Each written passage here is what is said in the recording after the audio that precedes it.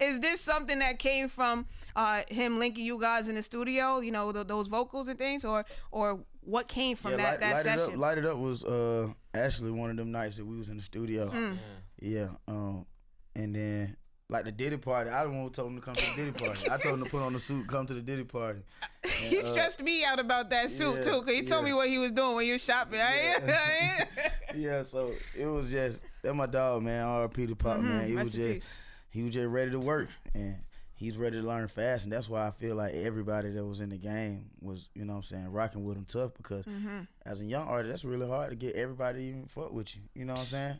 And so we all saw something in him, and he was ready, and he was humbly and respectful, like, you know what I'm saying, just knowing what's going on. A lot of folk come in the game think this is about them and don't know the real, you know what I'm saying. He been in the game 10 years, niggas that's fucking with, you know what I'm saying, that like 50 that was rocking with him, or let, like, he could have said, I don't sound like 50, and that, you know what I'm saying, he embraced that and was willing to learn from home. So we just always, that's how I always seen him, and shit just been solid ever since. New York, of course, was deeply affected by what the passing of and the murder of Pop Smoke. As a young artist yourself, what came to your mind when you saw the news about Pop Smoke? Before Pop Smoke and even after Pop Smoke, it's already on my mind that as a young artist, we already targets. You know what I'm saying? The way that we carry ourselves, money, jewelry, I know that's a whole extra target. So I ain't saying that come with it, you feel me? But the way we present ourselves, you kind of got to be aware of that. You feel me? This is the question about these features. Yeah. Oh, this the new generation? A couple. You got Little TJ on there? No, not that dude. Okay. So new, like Rick Ross new? Nope. I got Meek Mill new? Nope. I got Griselda Boys. Griselda. Pop Smoke. Wait a minute. Wow. Yeah. And hold on. That's what type of new I'm doing. Did you meet Pop Smoke? No.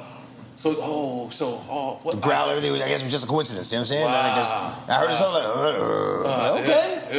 okay. Yo, Pop Smoke is you and 50 Cent baby, it's true. It's you and 50 Cent, if you and 50 Cent had a baby, that's Pop Smoke, that's true. That would be You know what I mean, I ain't mean the other way. But he would have the baby. He would have the baby. Yeah. It'll be ours, but he would have it. I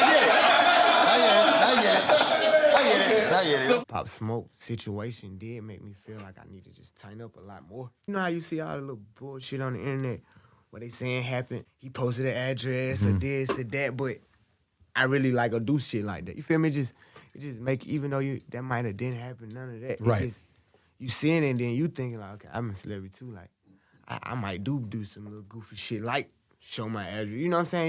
It just give you that. I ain't never put in my head that ain't real. Rest in peace to Pop Smoke. Condolences and prayers to his families. It's just senseless. You know what I mean? We're losing too many young artists. I spoke to him a few times on the phone. I was gonna have him rock at my daughter's Sweet 16, but he was overseas. But he was very, you know, show wild love. Yeah, nah, OG, I come through. Don't worry about it. No money, none of that. But he got tied up. Then I bumped into him at the Barclays, that show they had at the Barclays, Duce Palooza, I think, or one of them. And same thing, nothing but love backstage, you know what I mean? We was gonna work.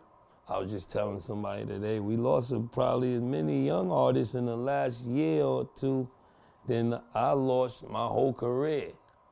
You know what I mean? So that's not good. That's not good at all. We gotta just cut it out. You know what I mean? Hip hop. I seen Irv Gotti put a post today that had a lot of truth to it, saying hip hop's the only genre in music that as soon as you get successful, you become a target. And that's damn sure true with this. You know what I mean? That don't happen with nothing else.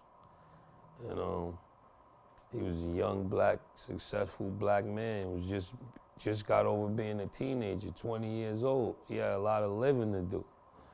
He was able to be successful in this game to get himself out of doing some other dumb stuff, and you know what I mean? He didn't have to sell drugs. He didn't have to put his family in jeopardy from doing something else senseless. And for him to lose his life like that is just horrible, dog. How well did you know Pop? I never met Pop, but I felt like I knew him a lot because I just been supporting him since I heard him. Right. What was it in particular that stood out to you? Like just the music in particular, or he just had that energy? To his energy, and to be honest, I got friends who like from that area, who from the Flossie, you know what I'm saying, who from that side of Brooklyn. So I just fucked with it. I'm like, oh yeah, he rock with bro and them, shit hard, you feel what I'm saying? Like, and it was about the beats, to be honest. Like DJ L sent it to me, who first was producing my shit when it came out. Like, yeah, you hear this, they going crazy. And then I'm like, yeah, they is going crazy. Right. And then I was just fucking with that. Was Welcome to the Party. Like when it first, I don't even think it had 1 million views yet. You feel what I'm saying? Definitely. But like that shit, I think, was just particularly terrifying because you look at his situation, and I said this on the podcast the other day, but if I had been talking to Pop Smoke and giving him advice on life, I would have said, bro, get the fuck out of New York. Go get yourself a nice little spot up in L.A., But California. he wasn't in New York. Huh? He wasn't. Exactly. Yeah, he did. He was pretty much doing what I would have said that he should have done. And I think artists are New York artists be cool if you maneuver in New York a certain way. You don't really like New York artists be good. Like New York artists got it good, bro. Like for real, to be honest. If you ask me, like I'm not saying it's not fucked up out there, but Casanova's still in New York. A Boogie, them dudes still in New York. Even when they not there, they go to New York still. Like, you know, you able to have success in New York if you move a certain way because shit, it's environments in New York that's going to allow you to do that. You know what I'm saying? And it's opportunities, it's resources in New York that's going to allow you to do that. So I probably wouldn't even told him that. I thought, like, that's crazy. It was a shocker. You would never think that he was on that path. I was way more worried about the cops, like, forming a case against him because that's what happens to every rapper from Brooklyn. Hip-hop police and shit like that. Yeah. Every hot rapper coming up out of New York has gotten a big-ass gang-related case. Yeah. So that, to me, seemed like it was probably going to happen, especially because he, you know, was involved with a lot of different accusations of violence and all this shit. Yeah, so, I wasn't into that. I ain't never know nothing about that shit. Right, but I mean, that is why I would have told him to get out of New York. And then to see him come out here and just like, I mean, I feel like that story just hit a lot of people really hard. That shit was because it was weird. just so upward trajectory for him nonstop. He was just everything going great.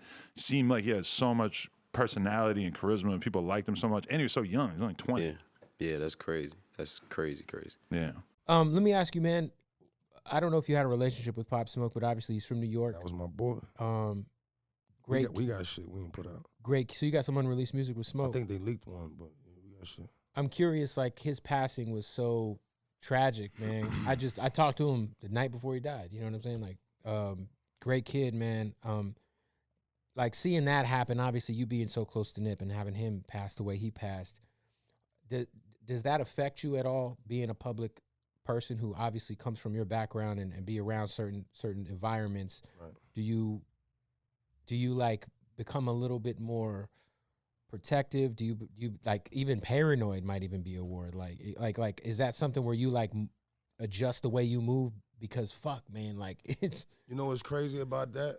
Before that happened to him, my first album I dropped on Def Jam was called Paranoia. Yep. And that's what that was. If you go watch them interviews, that's what I was talking about. The same shit that you know, unfortunately happened to them. Like, but I've been felt like that. You know what I mean? It's just that kind of scared me more. Like, damn, you could be that lit, you could be that known.